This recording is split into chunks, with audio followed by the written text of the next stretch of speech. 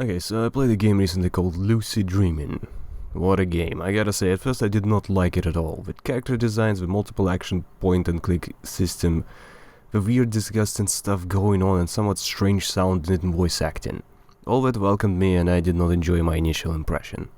But it really picks up with a story which turns from nonsensical to funny to spooky to pretty sad and dramatic. And that ending... oof, I have to say that this is definitely worthwhile, but everything I've said very much applies. What is it about? Lucy, a little English girl, suffers from nightmares. Troubled by horrible visions, she decides to put a stop to it and fight the nightmares on their home turf. In the dreams.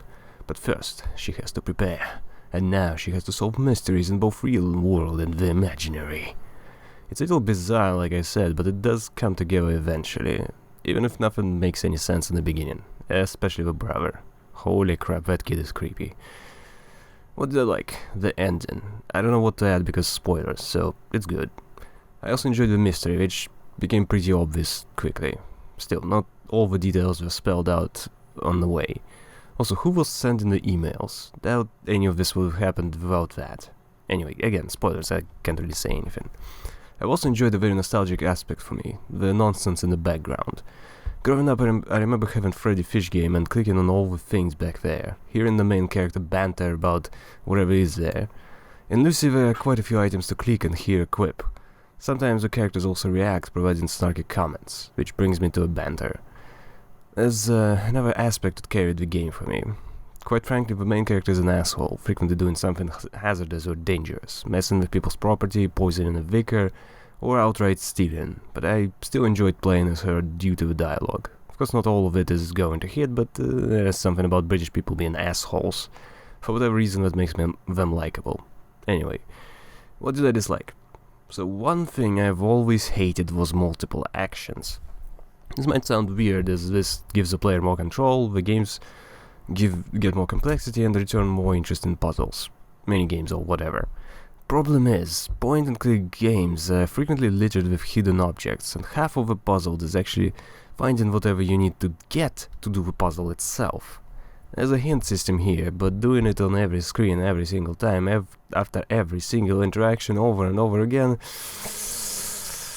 and I've already mentioned that there are a lot of things to click on to hear the dialogue. Can never be sure if something is actually useful or just a waste of time.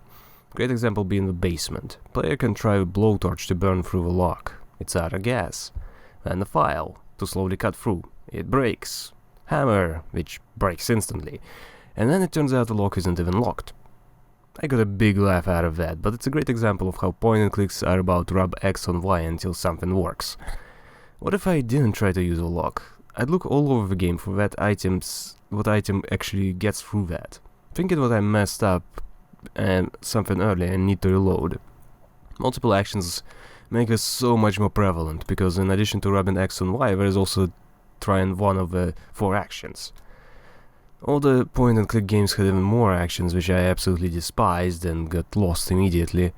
As it was about half an hour of click to get through each puzzles if you don't follow the moon logic. Or, of course, get a walkthrough. This brings me to puzzles. Moon logic galore in here, especially with a dream world. Sometimes the player needs to put one book in, turn a fan, go back to dreaming, turn a fan, dream, wake up, change the book, dream, pick up object, wake up, change book, change companion, sleep, realize the fan is going in the wrong direction, wake up, change it again. This is seriously a sequence the player has to go through at one point. And they have to figure it out on their own. And there's zero information which says you even need to switch the book. Same in the real world. Sometimes people appear, doors open, new locations unlock, but unless you try everything with everything, constantly checking locations, it would never be known. And yes, especially, you can get new stuff in the older dream books. It's... If there was at least something which said that, I would have no problems here. Well, I would still have problems, but it would still be way better. But again, so obfuscated, makes no sense. I despise that. Found the walkthrough and just turned off the brain. It won't follow the moon logic anyway. Ignoring that, there are only minor things, like absolutely hideous designs of some characters, Lloyd for example. Or that servant guy in the last dream. Whatever's man in the fry stand in a seaside dream. Yada yada yada. I guess that's the art style, so it's subjective, but I very much disliked it anyway. It's just unappealing. Music also isn't amazing. Lucy's house is okay in the main menu, but the rest of the music is just instantly forgettable.